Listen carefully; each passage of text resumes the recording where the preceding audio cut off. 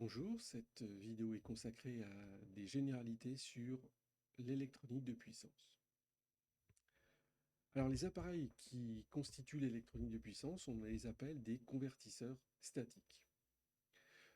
Ces convertisseurs statiques sont des appareils électroniques qui utilisent donc un certain nombre de composants dont on verra qu'ils sont assimilables à des interrupteurs. Ces convertisseurs sont alimentés par une source électrique. Cette source peut être principalement soit une source continue ou euh, alternative.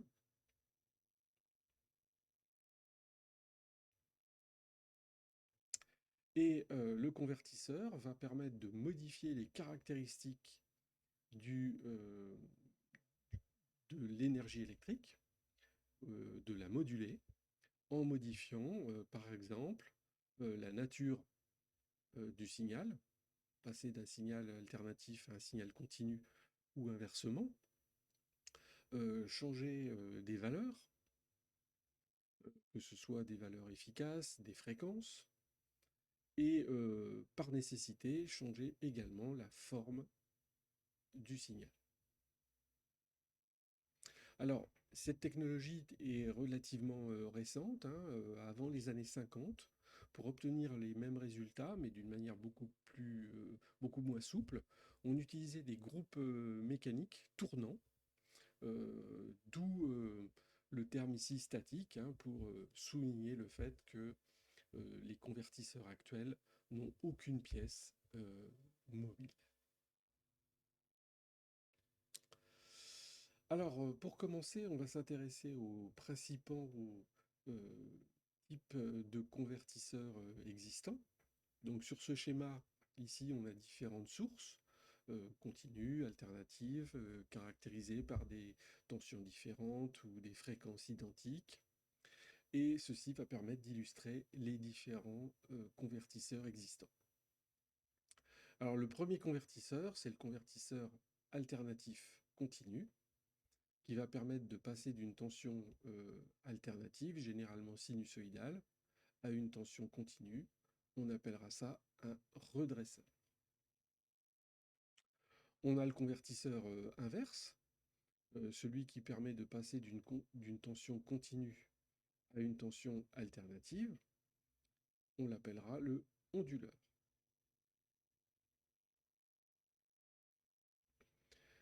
Troisième type de structure, c'est la structure d'un convertisseur alternatif qui ne change que la valeur du signal, la valeur efficace du signal. On appellera ça un gradateur. Enfin, le dernier convertisseur, mais qui pour nous sera beaucoup moins intéressant dans le cadre des métiers de l'eau, c'est le convertisseur continu. On l'appelle le hacheur. Alors à partir de là, il y a certains appareils qui vont nous être particulièrement familiers. Le premier d'entre eux, c'est le démarreur progressif.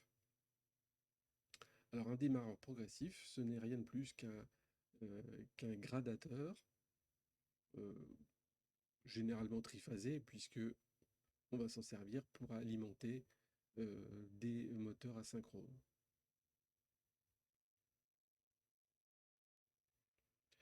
Le deuxième appareil qu'on va rencontrer dans le cadre des métiers de l'eau, c'est le variateur de vitesse qui est destiné au moteur asynchrone. Ce variateur de vitesse permet, à partir d'un réseau alternatif d'une certaine tension et d'une certaine fréquence, d'obtenir un autre réseau alternatif avec une autre tension, une autre fréquence.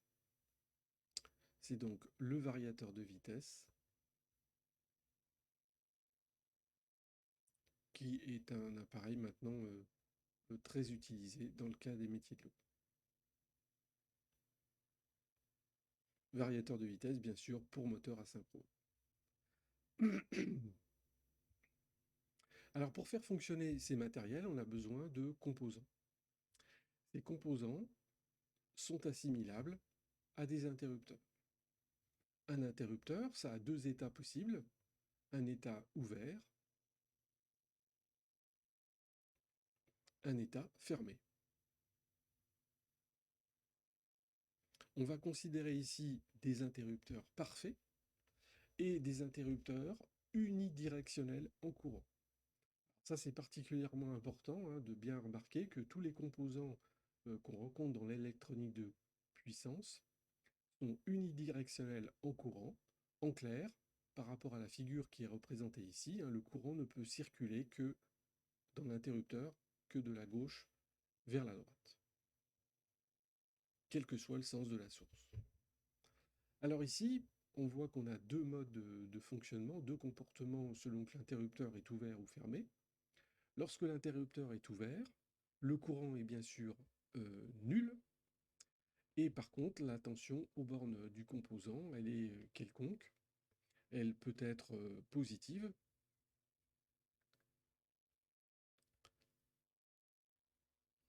elle peut éventuellement être négative.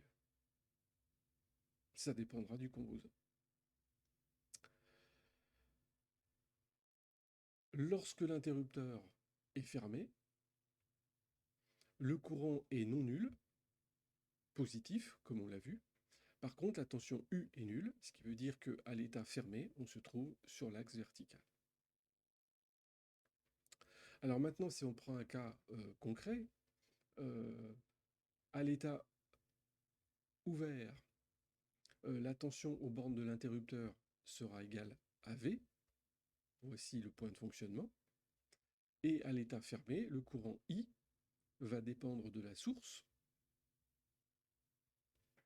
et bien sûr du récepteur. Lorsqu'on va vouloir passer de l'état ouvert à l'état fermé, on va passer du point sur l'axe horizontal au point sur l'axe vertical, et inversement lors de l'ouverture. Alors les composants réels fonctionnent sur ce principe-là, mais avec quelques particularités selon les cas. Alors le premier composant qu'on va rencontrer, c'est la diode. Une diode comporte deux bornes, qu'on appelle l'anode et la cathode, et le courant ne peut circuler que de l'anode vers la cathode. Alors, une diode présente deux modes de comportement possibles. Un état bloqué. L'état bloqué, c'est lorsque la tension U est négative. Et un état passant, c'est lorsque la tension U devient positive. Au moment où la tension U devient positive, le courant peut s'établir. Il n'y a aucun moyen de piloter la diode. Son comportement est totalement dicté par les niveaux de tension présents côté anode, côté cathode. Deuxième composant, le thyristor. Alors le thyristor, c'est une diode commandable. Il présente toujours donc une anode et une cathode, mais également une troisième borne qu'on appelle la gâchette en français. Le courant circule toujours d'anode vers la cathode, et donc le comportement de cet interrupteur va dépendre de l'existence ou non d'un courant sur la gâchette. S'il n'y a aucun courant sur la gâchette, le composant est bloqué, on est donc sur l'horizontale. Si la tension U est positive, et si un courant d'amorçage existe, alors on peut passer à l'état passant, donc sur l'axe vertical, et on restera à l'état passant tant que les conditions de blocage ne seront pas réunies, c'est-à-dire que la tension U ne deviendra pas négative. Donc ce qui est important à retenir pour le thyristor, c'est que le thyristor, on ne peut commander que sa fermeture, on ne peut pas commander son ouverture. Alors dernier composant, c'est le transistor. Transistor lui aussi constitué de trois bornes, le collecteur, l'émetteur et la base. Le courant principal du transistor circule entre collecteur et émetteur. Alors, s'il n'y a aucun courant sur la base du composant, le transistor est bloqué. On reste sur l'axe horizontal. On notera qu'on ne doit pas être avec une tension U négative. Si on pilote le transistor avec un courant de base, eh bien cette fois-ci, le composant va être passant. On passe sur la caractéristique verticale. Et si on supprime le courant IB, eh bien on repassera sur la caractéristique horizontale. L'interrupteur sera à nouveau ouvert. Alors pour terminer cette présentation, on doit s'intéresser un petit peu aux allures des signaux électriques. En effet, en électronique de puissance, on rencontre des courants qui sont bien sûr périodiques, mais qui sont souvent non sinusoïdaux. Alors dans ces cas-là, on fait une opération qu'on appelle l'analyse harmonique. Et cette analyse harmonique, elle consiste en fait à assimiler un, euh, un signal électrique périodique à une somme de sinusoïdes. Cette somme de sinusoïdes, elle est constituée d'un fondamental, on le voit ici en rouge, donc le fondamental a la même fréquence que le signal complet, qui est ici en noir, mais il résulte de la superposition de ce fondamental et d'harmoniques.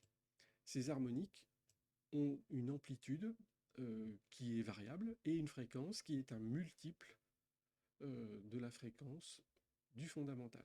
Donc ici, l'harmonique de rang 3 a une fréquence 3 fois plus grande que le fondamental. L'harmonique de rang 5 a une fréquence 5 fois plus grande, etc. Alors, en industrie, on ne rencontre que des signaux qui sont caractérisés par des rangs impairs d'harmoniques. On peut utiliser des appareils qui permettent de visualiser ces harmoniques. Et on dispose également d'une valeur numérique qu'on appelle le taux de distorsion harmonique, qui permet d'évaluer l'importance des harmoniques par rapport au fondamental. Donc si on prend le cas d'un signal qui est totalement sinusoïdal, donc qui ne comporte aucun harmonique, son taux de distorsion harmonique est bien sûr nul, et plus les harmoniques seront importants, plus le taux de distorsion harmonique sera élevé. Alors pourquoi c'est important à connaître? Eh bien tout simplement parce que les harmoniques ont un certain nombre d'effets négatifs sur les signaux électriques. D'abord, ils engendrent des pertes par effet Joule, donc des dégagements de chaleur importants. Donc ils abaissent indirectement le rendement de la conversion d'énergie électrique. Ils vont entraîner des effets mécaniques en agissant sur le couple moteur. Ils vont avoir un effet sur le facteur de puissance. Et enfin, ils génèrent des bruits dans les appareils électriques. Voici, ceci est la fin de cette présentation. On verra la suite dans nos activités de cours.